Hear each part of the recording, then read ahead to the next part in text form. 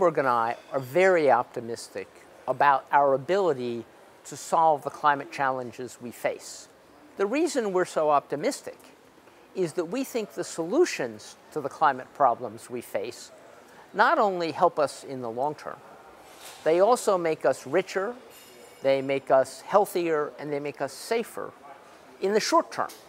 So it seems to us that when the solutions to a problem are good news in the short term and good news in the long term, it's much easier to get it done.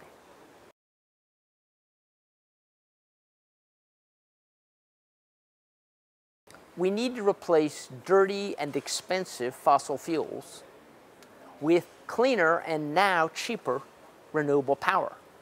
Wind and solar, once you put them up, they just generate free electricity. Electric cars, and I know I drive one, are a lot more fun to drive, and they make our cities quieter and cleaner, in addition to reducing our dependence on often imported, expensive, and unreliable oil.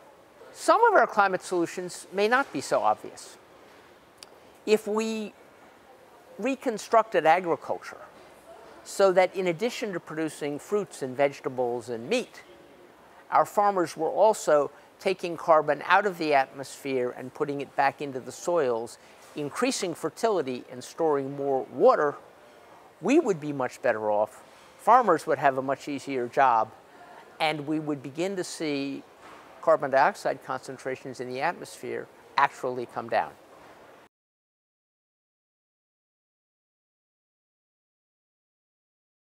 The reason that Mike and I thought cities were so critical is quite simple.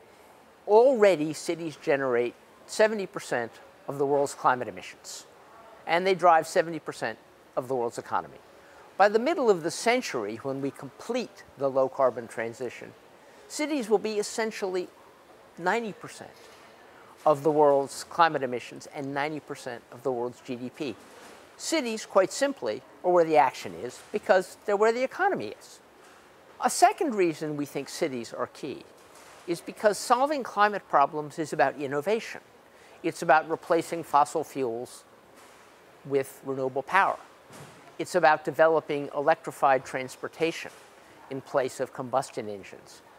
It's about learning to refrigerate our homes in efficient ways with safe chemicals instead of inefficiently with toxic ones.